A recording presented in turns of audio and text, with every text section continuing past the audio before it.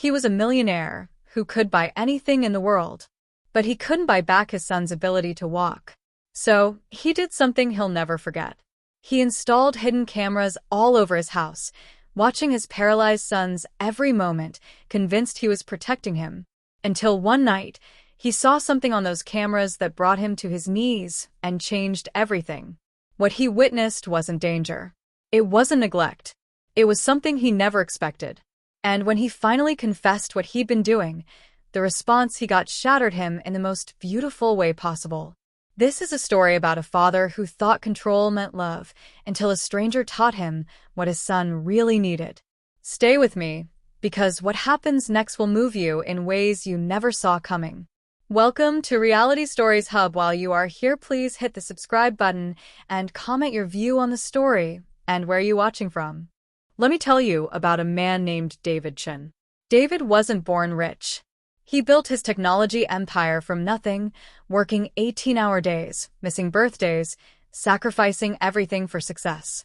But all that money, all that power, it couldn't protect him from the one thing that brought him to his knees. 3 years ago, on a rainy Tuesday afternoon, David's world shattered. His son, 10-year-old Oliver, was crossing the street after school when a delivery truck ran through a red light. The driver was texting. Just 5 seconds of distraction. That's all it took to change everything forever. Oliver survived, but the damage to his spine was permanent. The doctors used careful words like significant injury and long-term adjustment, but what they meant was simple and devastating. Oliver would never walk again. David threw money at the problem like he'd solved every other challenge in his life. He transformed their lakeside home in Seattle into a medical facility. He hired the best doctors, bought the most advanced wheelchair, installed ramps and elevators everywhere. Physical therapists came Monday through Friday. Occupational therapists on weekends. Specialists flew in from across the country. But here's what David learned the hard way. You can buy treatment, but you can't buy healing.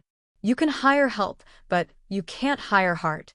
Some of the staff were wonderful, patient, kind. They treated Oliver like a person, not a patient. But others? They were just there for the paycheck. David watched a therapist once, through a crack in the door, scrolling through her phone while Oliver struggled alone with an exercise. He heard a nurse snap at his son for knocking over a water glass, as if a paralyzed child had done it on purpose. Each incident felt like a knife to David's chest. His boy was vulnerable, dependent on strangers for the most basic needs. How could David protect him? How could he make sure Oliver was safe when he couldn't be there every moment? That's when David made a decision. He would never admit this to anyone, but late one night, he called a security company. Within a week, tiny cameras were hidden throughout the house. In the living room light fixtures. Behind the bookshelf in Oliver's room. In the corner of the kitchen. Small as buttons, silent as shadows. David told himself it was necessary. It was for Oliver's safety. But deep down, he knew the truth. He was terrified.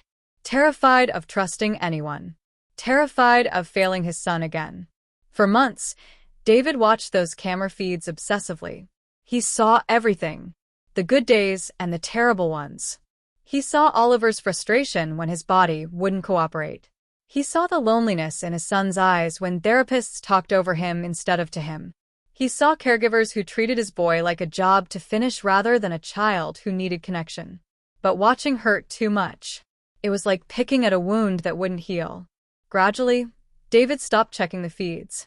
The cameras stayed on, recording everything to a server in his office, but he couldn't bear to look anymore.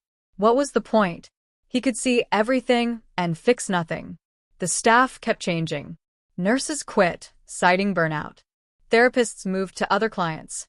One caregiver lasted only 3 weeks before leaving without explanation. Oliver grew quieter with each departure, building walls around his heart that David couldn't break through. "How was your day?" David would ask each evening. "Fine," Oliver would answer, eyes on his lap. "Did you do anything fun?"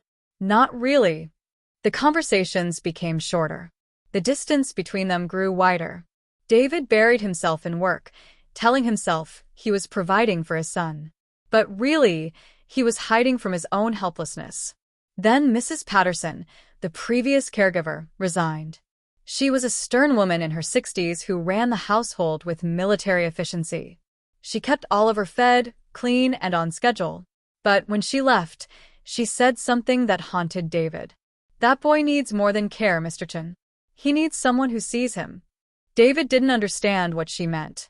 He hired a replacement quickly, barely paying attention to the process. His assistant handled the interviews and sent him 3 candidates. David picked one almost at random, too tired to care about the details. Her name was Rose Mitchell, 32 years old. No fancy credentials. Her resume was plain, almost boring. She'd worked as a home health aide, a daycare assistant, and a hospital volunteer. Her references said she was compassionate and patient, but nothing special. During the brief video interview, Rose didn't compliment the house or seem impressed by David's success. She asked practical questions about Oliver's routine, his medications, his therapy schedule. Then, at the end, she asked something unexpected. What does Oliver love? Not what therapy he needs or what exercises he should do. What makes him happy? David opened his mouth to answer and realized he didn't know. When had he last asked his son that question? He used to like music, David said finally. Before the accident. Rose nodded slowly, as if that one detail told her everything she needed to know. Then, that's where we'll start, she said. David hired her that day, but he didn't think much of it. Another caregiver. Another attempt. He expected she'd last a few months, maybe less, before the difficulty of the job wore her down. He had no idea that Rose Mitchell was about to change everything. Rose started on a Monday morning in late September. David barely saw her. He left early for a board meeting and didn't return until after Oliver was asleep. His assistant texted him updates. Rose had arrived on time. She'd met Oliver. Everything seemed fine. Fine. That word again. David's life had become a series of fine moments strung together, each one hollow and meaningless. The first week passed in a blur. David worked late every night, avoiding the house, avoiding the awkwardness of another new face in his son's life. He trusted his assistant to handle any problems. There were none reported. But something was different. David noticed it in small ways. Oliver's bedroom door was open more often. He heard sounds from downstairs, not the usual silence broken only by the hum of medical equipment. Soft music, occasional laughter. Once, he thought he heard Oliver singing, but that seemed impossible. On Friday evening, David came home to find Oliver in the kitchen instead of his room. The boy was in his wheelchair at the table, watching Rose prepare dinner. She was humming something, a tune David didn't recognize, while she chopped vegetables. "Hey, Dad," Oliver said when David walked in. Not hi or a mumbled greeting. An actual hey, with something close to enthusiasm. David stopped in his tracks. "Hey, buddy, what are you doing?" "Rose is teaching me about spices," Oliver said. "Did you know cinnamon comes from tree bark? Actual bark." Rose smiled at David, a quick, warm expression, then returned to her cooking. "Dinner will be ready in 20 minutes, Mr. Chen. Oliver's been my assistant chef today." David didn't know what to say. He nodded and retreated to his office, feeling strangely like an intruder in his own home. That night, sitting at his desk, David found himself thinking about those cameras he'd installed. He hadn't checked them in 4 months. The recordings were still there, stored on a secure server, but he'd avoided them like old photographs of happier times. But curiosity gnawed at him. What was happening during the hours he was gone? What was Rose doing that the other caregivers hadn't? David told himself he was just being cautious, responsible, making sure his son was safe. But as he opened the camera application and scrolled through the archived footage, he knew he was lying to himself. He selected a file from 3 days earlier, Wednesday afternoon. The camera in the living room. The footage showed Oliver in his wheelchair, positioned by the large windows overlooking the lake. Rose sat on the floor beside him, not on the couch or in a chair, but right there on the hardwood floor, her back against the wall. Neither of them was talking. They were just sitting together, watching the water. Oliver's hands rested on his wheelchair arms, his face turned toward the window. Rose's eyes were closed, her breathing slow and steady. 5 minutes passed. Then 10. David almost fast-forwarded, thinking nothing was happening. Then Rose spoke, her voice so soft David had to turn up the volume to hear. "What do you miss most about running?" Oliver didn't answer right away. His jaw tightened. Finally, he said, "The wind. How it felt on my face when I ran really fast." Rose nodded, still not looking at him. "Tell me about it." And Oliver did. Haltingly at first, then faster, the words spilling out. He talked about racing his friends at recess, about the way his legs burned during soccer practice, about the feeling of jumping as high as he could on the trampoline in their backyard, the one David had dismantled after the accident because it hurt too much to look at. Rose listened without interrupting. She didn't offer solutions or try to make it better. She just listened. When Oliver finished, his voice was thick with emotion. Rose opened her eyes and turned to him. "Thank you for telling me," she said simply. "Those are good memories. They're still yours. Nothing can take them away." David stopped the video. His hands were shaking. He realized, with a shame that burned in his chest, that he'd never asked Oliver what he missed. He'd been so focused on what Oliver had lost, on fixing the unfixable, that he'd never simply let his son grieve. He clicked on another file. Thursday morning. The kitchen camera. Rose was making breakfast while Oliver sat at the table doing homework. She wasn't hovering or helping, just nearby, humming that same tune from earlier. After a few minutes, Oliver started humming along. Rose glanced at him, surprised. "You know this song?" Oliver shrugged. "Mom used to sing it." David's breath caught. Oliver's mother, Amanda, had died when Oliver was 5. Cancer, swift and merciless. David rarely talked about her because it hurt too much, and he assumed Oliver had forgotten most of his memories of her. "She had good taste," Rose said, continuing to cook. "It's one of my favorites, too." "She used to sing it when I couldn't sleep," Oliver said quietly. "She'd sit on my bed and just sing until I dozed off." Rose turned off the stove and walked over to Oliver. She didn't touch him, didn't invade his space, just stood nearby. "What else do you remember about her?" And Oliver talked. About his mother's laugh, about how she made the best chocolate chip cookies, about the way she called him my little earthquake because he could never sit still. David had no idea Oliver remembered these things. The boy had never mentioned them. "She sounds wonderful," Rose said when Oliver finished. "You're lucky to have those memories." "I wish I had more," Oliver whispered. "Then we'll make new ones," Rose said firmly. "Different ones, but just as good. Deal?" Oliver smiled. A real smile, the first David had seen in years. David watched 3 more files. In each one, Rose was simply present with Oliver. Not managing him, not treating him like a patient, but being with him as a person. She made him laugh. She challenged him when he felt sorry for himself. She celebrated small victories like successfully opening a jar or finishing a difficult puzzle. And in every moment, she treated Oliver's wheelchair not as a tragedy, but as a simple fact. It didn't define him. It didn't limit him. It was just there, the way someone else might wear glasses or have curly hair. David realized something that made his chest ache. He'd been mourning the son he'd lost, the boy who could run and jump and play soccer. But Oliver was still here. Different, yes, but still here, still full of thoughts and feelings and dreams. And Rose saw him. Really saw him. David couldn't stop watching the camera feeds. It became a ritual, something he did each night after Oliver went to bed. He told himself he was monitoring the situation, ensuring his son received proper care. But the truth was more complicated. He was learning how to see his own child again. Monday evening, the living room camera. Rose had brought a small keyboard, the kind with light-up keys for beginners. She placed it on a low table in front of Oliver's wheelchair. "You said your mom used to sing," Rose said. "Did she play anything?" Oliver nodded. "Piano. She tried to teach me once, but I was too hyper. Couldn't sit still long enough." Rose smiled. "Well, now sitting still isn't a problem, is it? So, let's try again." She showed Oliver a simple pattern. 3 keys, pressed in sequence. She demonstrated once, then guided Oliver's fingers to the keys. He pressed them awkwardly, the notes clumsy and uncertain. Good, Rose said. Now again. They practiced for 20 minutes. Oliver made mistakes, got frustrated, wanted to quit. Rose never pushed, never insisted. She just sat beside him, patient as stone, waiting for him to try again. By the end, Oliver could play a simple melody.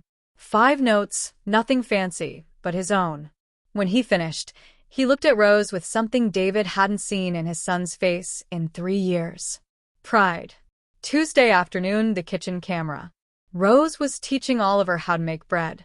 Real bread, from scratch, the kind that required kneading and patience. I can't do it, Oliver said, staring at the dough. My arms aren't strong enough. Not yet, Rose corrected. But they will be. Come on, let's try. She positioned the bowl on Oliver's lap, showed him how to fold the dough, how to press and turn. It was messy.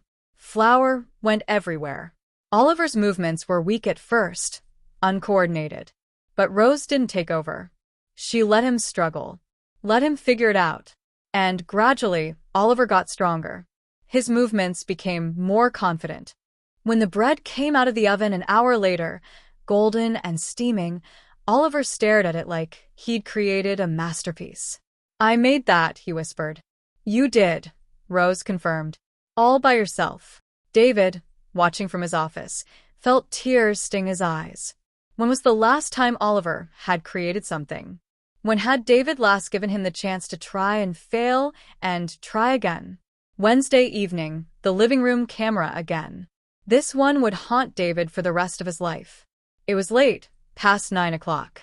Oliver should have been in bed, but Rose hadn't enforced the bedtime. They sat together in the dim light, the TV off, the house quiet except for the sound of rain against the windows. Oliver was crying. Not loud, dramatic sobs, but quiet tears that slid down his cheeks unchecked. His shoulders shook. His hands gripped the arms of his wheelchair so hard his knuckles turned white. I hate this, Oliver said, his voice breaking. I hate this chair.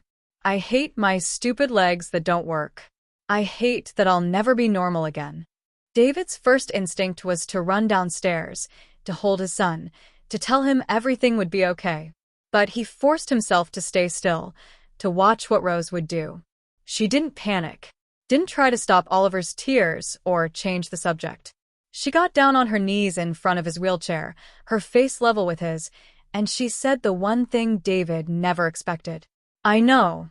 Not don't say that, or you're still the same person, or any of the useless platitudes people had offered over the years. Just I know. Oliver looked at her, surprised by the simplicity of it. It's okay to hate it, Rose continued. It's okay to be angry and sad and frustrated. Those feelings are real, and they matter. You don't have to pretend they don't exist. Everyone wants me to be brave, Oliver said, wiping his eyes. Dad looks at me like he's waiting for me to be okay. The doctors act like I should be grateful I'm alive. But I'm not okay and I don't feel grateful. I just feel stuck. Rose nodded. Then that's what you feel. You're allowed to feel that. She reached out slowly, giving Oliver time to pull away if he wanted, and placed his hands on her knees. Oliver looked confused. Close your eyes, Rose said softly. I want to show you something. Oliver hesitated, then obeyed. Rose stood up slowly, keeping Oliver's hands on her legs so he could feel the movement. This is what walking feels like, she said quietly. The way your muscles stretch and contract. The balance shifting from one leg to the other. The rhythm of it. She walked in place, describing every sensation. The flex of the ankles. The engagement of the thighs. The core working to keep everything stable. She spoke in a calm, steady voice, painting a picture with words. Oliver's breathing slowed. The tension in his shoulders eased. He wasn't watching Rose walk. He was feeling it through her, remembering it in his body, in the parts of him that still worked. When Rose finished, she knelt again. Your body remembers, she said. Even if your legs don't work the same way, the rest of you remembers. Your brain remembers. Your heart remembers. That knowledge doesn't just disappear. It's still part of you. Oliver opened his eyes. But I'll never run again. No, Rose said honestly. You won't. Not the way you did before. But that doesn't mean you're stuck. It means you're different. And different can still be extraordinary. She leaned back, giving Oliver space. You want to know something? I think you're one of the bravest people I've ever met. Not because you smile through the pain or pretend everything's fine, but because you're still here. You're still trying. You're still fighting to figure out who you are in this new body, this new life. That takes more courage than running ever did. Oliver wiped his eyes again. Really? Really, Rose said firmly. And I'm going to be right here, helping you figure it out. Not because it's my job. Because I believe in you. David stopped the video. He couldn't watch anymore. His face was wet with tears. He hadn't realized he was crying. In that moment, sitting alone in his office, David understood something that broke and healed him simultaneously. He'd been so afraid of Oliver's vulnerability that he'd made his son feel alone. He'd hired people to care for Oliver's body but had forgotten about his heart, his spirit, the parts that couldn't be measured or fixed. Rose hadn't forgotten. She saw all of Oliver, the pain and the potential, the grief and the possibility. And she met him there, in that difficult space, with honesty and hope. David made a decision then. Tomorrow he would talk to Rose. He would confess about the cameras. And he would ask her to teach him how to be the father Oliver needed. David didn't sleep that night. He sat in his office until dawn, wrestling with shame and gratitude, and a fear he couldn't quite name. What if telling Rose about the cameras drove her away? What if his invasion of privacy shattered the trust she'd built with Oliver? But he couldn't keep lying. The cameras had started as protection, but they'd become something else. A barrier between David and his own life. A way to witness his son's healing without participating in it. At 7 a.m, David heard Rose arrive. She always came early, letting herself in with the key he'd provided, moving quietly through the house so as not to wake Oliver. David took a deep breath, left his office, and found her in the kitchen, preparing breakfast. "Rose," he said, "can we talk?" She turned, a slight surprise on her face. In the 3 weeks she'd been here, David had barely spoken to her beyond basic pleasantries. "Of course, Mr. Chen. Is everything all right? Please call me David." He gestured to the kitchen table. "And no, everything isn't all right. There's something I need to tell you." They sat across from each other. David's hands shook slightly as he clasped them on the table. He'd negotiated billion-dollar deals without flinching, but this conversation terrified him. "After Oliver's accident," David began, "I hired a lot of people to help. Some of them were good. Some weren't. I heard a nurse speak harshly to him once. Saw a therapist neglect him. Each time it happened, I felt like I was failing him all over again." Rose listened without interrupting, her expression neutral. "So, I installed security cameras," David continued, forcing himself to meet her eyes. "Throughout the house. Small ones, hidden. I told myself it was for Oliver's safety, to make sure he was being treated properly. But the truth is, I was terrified. Terrified of trusting anyone. Terrified of losing control." He watched Rose's face, looking for anger or betrayal. But her expression remained calm, thoughtful. "I stopped watching the feeds months ago," David said. "It hurt too much, seeing Oliver struggle, seeing my own helplessness. But after you started working here, I noticed changes in Oliver. He seemed lighter somehow. Happier. And I couldn't understand why." David's voice dropped to almost a whisper. "So, I watched the recordings. I saw everything, Rose. I saw you sitting with Oliver by the window. I saw you teaching him piano. I saw you helping him make bread. And I saw that night when he cried about his wheelchair, when you knelt in front of him and let him feel what walking was like through your legs." Rose's eyes widened slightly, but she still didn't speak. "I'm sorry," David said, the words raw and honest. "I'm sorry for violating your privacy and for not trusting you from the beginning." You deserve better than that. But I need you to know something. "Watching those videos, seeing how you are with Oliver, it changed me. You're doing something I couldn't do. You're giving him hope. Not false hope, not empty promises, but real, genuine hope that his life can still be full and meaningful. He paused, struggling with the emotion rising in his throat. You see him, Rose. The real him. Not the boy I lost in that accident, not the patient who needs fixing, but the person he is right now. And that's something I'd forgotten how to do. The kitchen fell silent except for the hum of the refrigerator and the distant sound of birds outside. Rose looked down at her hands, processing everything David had said. Finally, she spoke. Are you asking me to leave? God, no, David said quickly. I'm asking you to stay. I'm asking if you'll teach me how to be the father Oliver needs. Because clearly, I've been getting it wrong. Rose looked up at him, and David saw something unexpected in her eyes. Compassion, but also a quiet strength. Mr. Chin? David, she corrected herself. I appreciate your honesty. The cameras, the invasion of privacy, yes, that bothers me. But I understand why you did it. You were protecting your son, the only way you knew how. She leaned forward slightly. But here's what you need to understand. Oliver doesn't need protection from the world. He needs connection to it. He needs to feel like his life has purpose and possibility. And he needs his father to believe in him, not just in who he used to be, but in who he's becoming. David nodded, his throat tight. I saw something in Oliver the first day I met him, Rose continued. I saw a kid who'd been told, in 100 small ways, that his life was smaller now. That he was limited, fragile, less than. But that's not true. His circumstances changed, yes. His body works differently, absolutely. But his capacity for joy, for growth, for connection, that's all still there. It was just buried under everyone's fear and pity. Including mine, David admitted. Including yours, Rose agreed gently. But fear is understandable. You watched your child get hurt, and you couldn't stop it. That's every parent's nightmare. The cameras weren't really about Oliver's safety. They were about your need to feel like you had some control in a situation that felt completely out of control. David felt something crack open inside him. So what do I do? How do I fix this? Rose smiled, a warm, knowing expression. You start by being present. Not through a camera, not through hired help, but actually present. You sit with Oliver when he's frustrated instead of trying to solve it. You celebrate the small victories, like when he plays those 5 notes on the keyboard or successfully kneads bread dough. You let him see that you believe his life is still full of possibilities. What if I do it wrong?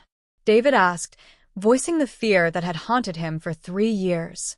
What if I say the wrong thing or push too hard or not hard enough? Then you'll make mistakes, Rose said simply. We all do. But Oliver doesn't need perfection from you. He needs presence. He needs to know that his father isn't afraid of his disability, that you can look at him and see a complete person, not a tragedy. David sat back, absorbing her words. Will you help me? Not just with Oliver's care, but with learning how to really be there for him. Rose considered this for a moment. I'll stay and I'll help. But on one condition. Anything. Turn off the cameras. David blinked, surprised. Not for my sake, Rose clarified. For yours. For Oliver's. Real trust can't exist when you're always watching, always monitoring, always waiting for something to go wrong. You need to take a leap of faith, David. You need to trust Oliver, trust me, and most importantly, trust yourself. David thought about the cameras, his security blanket, for 3 years. The thought of turning them off made anxiety spike in his chest. But Rose was right. The cameras represented everything he needed to let go of. Control. Fear. Distance. Okay, he said quietly. I'll turn them off. Rose nodded, satisfied. Good. Now, there's something else we need to discuss. What's that? When I asked you during my interview what Oliver loved, you couldn't answer. So let me ask again, but differently. What do you and Oliver love to do together? David opened his mouth to answer and realized, with a shame that burned, that he couldn't. Before the accident, they'd played soccer, gone hiking, roughhoused in the backyard. All physical activities that were impossible now. And after the accident, David had been so consumed with medical appointments and therapy schedules that he'd forgotten to simply spend time with his son. I don't know, he admitted. Then that's where we start, Rose said firmly. Not with me helping Oliver. With you discovering who he is now and who you can be together. Because at the end of the day, I'm just someone who works here. But you're his father. That's irreplaceable. David felt tears prick his eyes again, but this time they weren't tears of grief. They were tears of possibility, of hope, of a future he'd stopped believing in. Thank you, he said, for seeing what I couldn't, for caring about my son when you didn't have to. I care because Oliver is worth caring about, Rose said simply. Not to spite his wheelchair, not because of his wheelchair, but because he's a remarkable kid who deserves to know how extraordinary he is. And he needs to hear that from you most of all. Upstairs, they heard Oliver stirring, the familiar sound of his wheelchair rolling across the wooden floor. One more thing, Rose said as she stood. When Oliver wakes up fully, you should spend the morning with him. Not me. You. I'll give you some space. But what do I? Just be with him, Rose interrupted gently. You'll figure out the rest. As Rose left the kitchen, David sat alone, his heart pounding. In an hour, he would turn off the cameras. But right now, he had to do something even harder. He had to walk upstairs and simply be a father to his son. David stood at the bottom of the staircase, one hand on the railing, gathering courage for something that should have been simple. Going to see his son. Being present. But 3 years of distance had built a wall between them, and David wasn't sure how to climb over it. He heard Oliver's wheelchair rolling across the upstairs hallway, heard the soft thump as it bumped against a doorframe. Small, ordinary sounds that David usually heard from his office while buried in emails. Today, he forced himself to climb the stairs. Oliver was in the bathroom, struggling to reach the toothpaste on the shelf. He hadn't noticed David yet. In the past, David would have rushed forward to help, to fix the problem, to make things easier. Rose's words echoed in his mind. Let him struggle. Let him figure it out. David leaned against the doorframe, watching. After 3 attempts, Oliver managed to hook the toothpaste with 2 fingers and drag it to the edge of the counter. When it fell into his lap, a small smile crossed his face. Victory, Oliver muttered to himself. Absolutely a victory, David said. Oliver startled, looking up. Dad? You're home. I'm home, David confirmed. And I was wondering if you'd have breakfast with me this morning. Just us. Confusion flickered across Oliver's face. Rose always made breakfast. David was always in his office or already gone to work. This was unusual, maybe even suspicious. Okay, Oliver said carefully. Where's Rose? She's around, but I asked if she'd give us some time together. Is that all right? Oliver wheeled past David into the hallway, studying his father's face, as if trying to solve a puzzle. Are you firing her? What? No, absolutely not. Why would you think that? Because people always leave, Oliver said quietly, heading toward the stairs. And whenever you want to talk, it usually means someone's leaving. The words hit David like a physical blow. He'd been so focused on protecting Oliver that he hadn't realized how much instability he'd created, how many caregivers had cycled through their lives, each departure another small abandonment. Rose isn't leaving, David said firmly as he followed Oliver to the stairlift. I promise you that. I just want to spend time with you. Is that so hard to believe? Oliver didn't answer, just pressed the button to descend the stairs. David walked down beside him, and they met in the kitchen. So, David said, trying to sound casual as he opened the refrigerator. What do you like for breakfast these days? Oliver gave him an odd look. You don't know? David paused, a carton of eggs in his hand. He didn't know. He'd been providing food but not paying attention to preferences, not noticing what Oliver enjoyed versus what he simply ate, because it was there. Help me out here, David said honestly. I've been so busy that I've missed a lot. So tell me, what do you actually like? Oliver's expression softened slightly. Pancakes. With chocolate chips. Mom used to make them on Saturdays. David smiled, a real smile. Then let's make pancakes. Fair warning. I'm probably going to mess them up. I haven't cooked in years. Really? You're going to cook? I'm going to try, David said, pulling out a mixing bowl. You'll have to help me. What followed was chaos. David couldn't remember if it was 1 cup of milk or 2. The batter came out too thick, then too thin after he added more milk. He forgot to grease the pan, and the first pancake stuck and tore when he tried to flip it. But Oliver laughed. A genuine, surprised laugh that filled the kitchen with a sound David had nearly forgotten. And when David flipped the 3rd pancake so enthusiastically that it landed on the floor, Oliver laughed so hard he couldn't breathe. "Dad, you're terrible at this," Oliver gasped between giggles. "I really am," David agreed, grinning despite himself. "But at least I'm trying, right?" They finally produced a stack of misshapen pancakes, some burnt, some undercooked, none of them Instagram-worthy. David dumped chocolate chips on top and poured syrup over everything. They sat at the kitchen table, and David took a bite. "These are awful," he announced. "The worst," Oliver agreed, grinning as he ate anyway. They sat in comfortable silence for a moment, just eating terrible pancakes together. Then David took a breath and said what he'd come downstairs to say. "Oliver, I need to apologize to you." Oliver looked up, fork paused halfway to his mouth. "After your accident, I got scared," David continued. "So scared that I stopped being your dad and started being your manager. I scheduled your appointments and hired your caregivers and made sure you had everything you needed. But I stopped just being with you. I stopped asking what you were thinking or feeling. I stopped paying attention to who you are now." "It's okay," Oliver said quietly. "No, it's not," David said firmly. "You deserved better from me.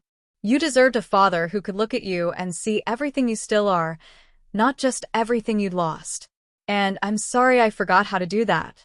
Oliver's eyes were shiny. "You were just trying to help." "I was," David agreed. "But I was also hiding. From my own fear, my own grief, my own feeling of helplessness. And I made you feel alone because of it." "I did feel alone," Oliver admitted, his voice barely above a whisper. "Even with all the doctors and therapists and caregivers. I felt like I was going through everything by myself." David reached across the table and took his son's hand. Oliver's fingers were sticky with syrup, and David didn't care at all. "You're not alone," he said. "Not anymore. I'm here, Ollie. Really here. Not as your manager or your protector or someone trying to fix you. Just as your dad." A tear slid down Oliver's cheek. "I miss how things used to be." "I know," David said, and he meant it, the same way Rose had meant it when Oliver had said he hated his wheelchair. "I miss it too. But Rose taught me something important. Missing what was doesn't mean we can't build something new."